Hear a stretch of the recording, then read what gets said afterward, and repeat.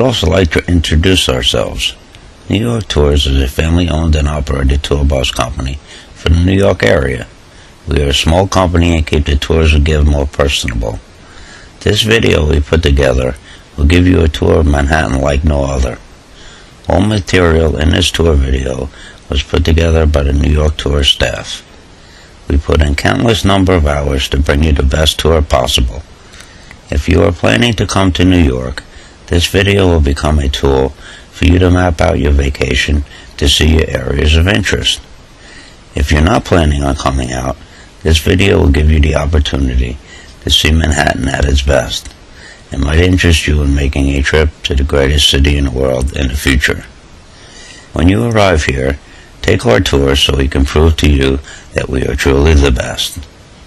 Between this video and taking our tour, you will feel like true New Yorkers. And don't forget to visit our website at www.newyorktoursnyc.com and follow us on twitter.com NYCityTours. And please sit back and enjoy. Thank you. Welcome to the great state of New York. Our residing governor is David Paterson. Our residing mayor of New York City is Michael Bloomberg.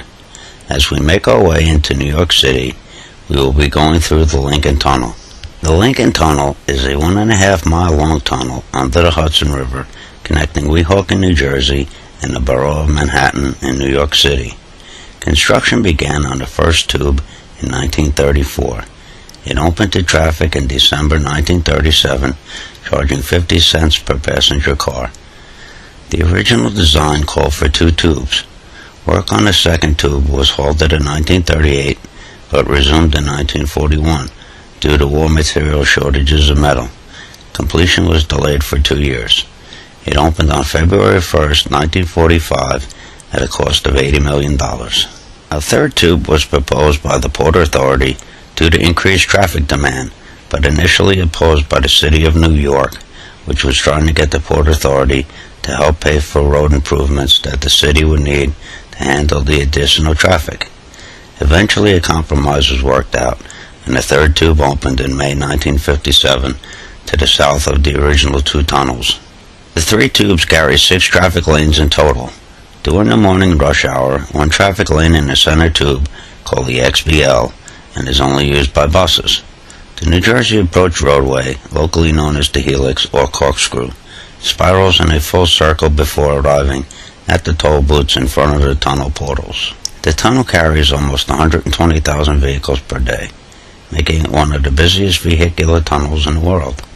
The XBL is by far the busiest and most productive bus lane in the United States. The lane operates weekday mornings between 6 a.m. and 10 a.m., accommodating approximately 1,700 buses and 62,000 commuters, mainly to the Port Authority bus terminal. As we exit the Lincoln Tunnel, we will be in the great borough of Manhattan. Manhattan is a major commercial, financial, and cultural center of both the United States and the world. Many major radio, television, and telecommunication companies in the United States are based here, as well as many news, magazine, book, and other publishers. It is also home to the headquarters of the United Nations. Manhattan has the largest central business district in the United States. It is the site of both New York Stock Exchange and NASDAQ, and is the home to the largest number of corporate headquarters in the country. It is the center of New York City in the New York metropolitan region, hosting the seat of city government and large portion of the area's employment, business, and entertainment activities. Manhattan is a collection of many neighborhoods. The first neighborhood we enter will be Hell's Kitchen.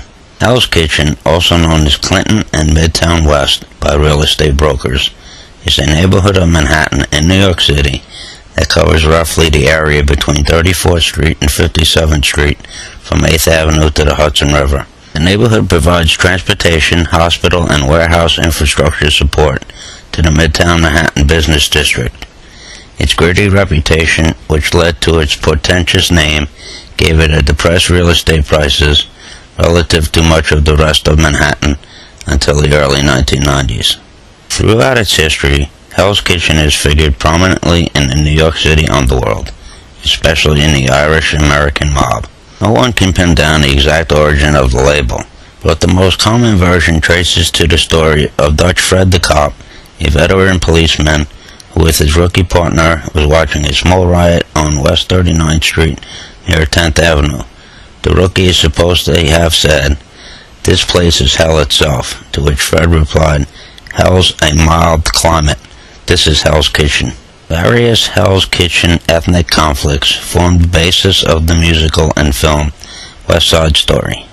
As we make our way to Hell's Kitchen, the first on our agenda is the Port Authority building. The Port Authority bus terminal is the main gateway for interstate buses into Manhattan into New York City. The bus terminal is a large building located in Midtown, 1 block west from Times Square, between 8th and 9th Avenues and 40 and 42nd Street at 625 8th Avenue. It serves as a terminus and departure point for both commuter bus routes as well as for long-distance intercity routes. During rush hour, the terminal's 2-mile bus lane brings buses from New Jersey directly into the building through the Lincoln Tunnel, avoiding traffic tie-ups and delays on city streets, but not necessarily on the ramps into the terminal. Direct underground passageways connect the terminal with the New York City subway lines.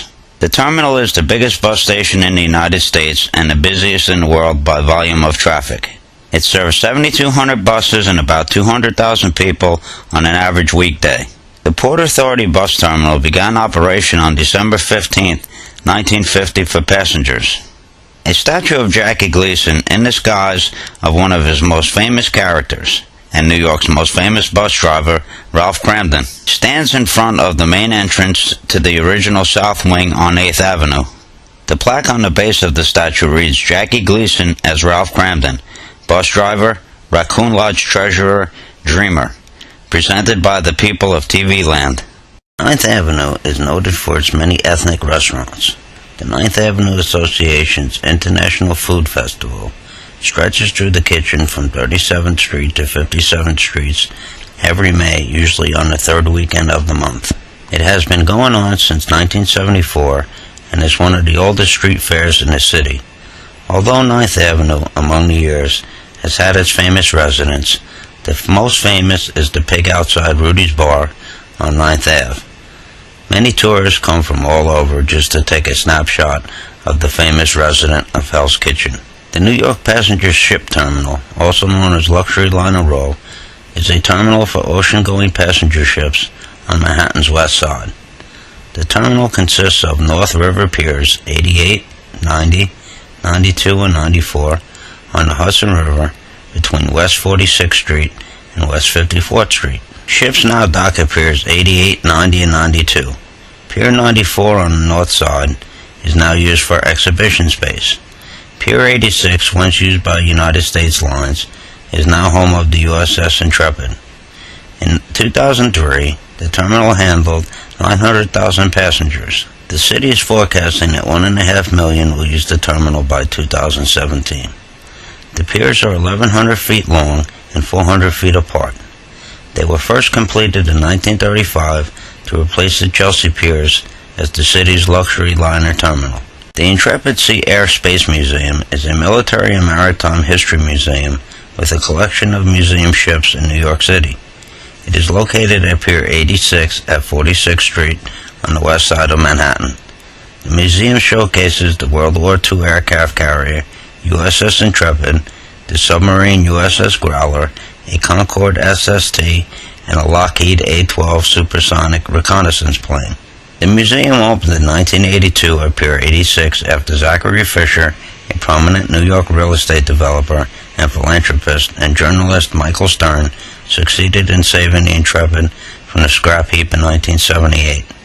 The USS Intrepid became a National Historic Landmark in 1986. Jacob K. Javits Convention Center is a large convention center located on 11th Avenue on the west side of Manhattan. The revolutionary space frame structure was built in 1986 and named for United States Senator Jacob K. Javits, who died that year. The center is operated and maintained by the New York City Convention Center Operating Corporation. When the center opened, it replaced the New York Coliseum as the city's major convention facility, making way for the demolition of the Coliseum and future construction of the Time Warner Center at Columbus Circle. As we move north through Hell's Kitchen, we come across Manhattan Plaza. Manhattan Plaza is a large federally subsidized residential complex at 400 West 43rd Street. It has 1,688 units and about 3,500 tenants, primarily in the performing arts. It was built with U.S. Housing and Urban Development Section 8 subsidies, under which tenants pay no more than 30% of their income for rent, and the Section 8 program pays the rest. The complex was originally designed to rent 70% of the apartments to performing artists. Construction in the 1970s, the complex originally was intended to be luxury apartments, before the developers declared bankruptcy and left the mostly completed structures vacant. Notable residents included Angela Lansbury, Tennessee Williams, Larry David, co-creator of the sitcom Seinfeld, lived in Manhattan Plaza across from the comedian Kenny Kramer, who provided inspiration for the character Cosmo Kramer. Completed in 1989, One Worldwide Plaza is part of a three-building mixed-use commercial and residential complex known collectively as Worldwide Plaza. One Worldwide Plaza is a commercial office tower on 8th Avenue. Two Worldwide Plaza is a condominium residential tower west of the center of the block.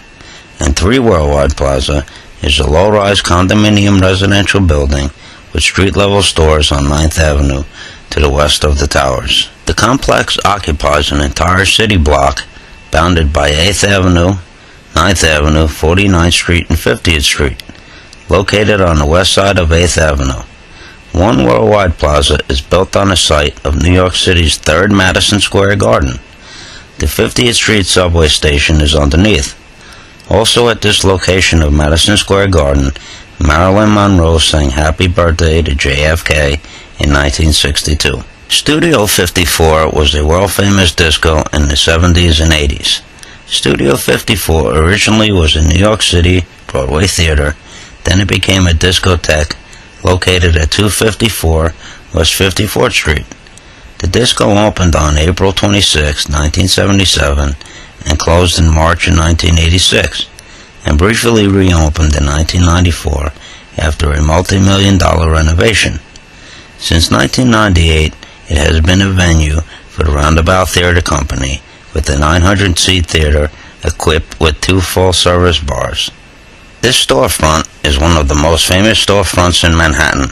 The soup kitchen is portrayed as the location of the Soup Nazi in the Seinfeld comedy series. The Soup Nazi is the title of the 116th episode of the NBC sitcom Seinfeld, which was the 6th episode of the 7th season. It first aired in the United States on November 2, 1995, and is considered a classic episode of the series. The Hearst Tower is located at 959 8th Avenue near Columbus Circle. It is the world headquarters of the Hearst Corporation, bringing together for the first time their numerous publications and communication companies under one roof, including Cosmopolitan, Esquire, and the San Francisco Chronicle. The building was completed in 1928 at a cost of $2 million. The original cast stone facade has been preserved in a new design as a designated landmark site. Originally built as the base for the proposed skyscraper, the construction of the tower was postponed due to the Great Depression. The new tower addition was completed nearly 80 years later, and 2,000 Hearst employees moved in on May 4, 2006.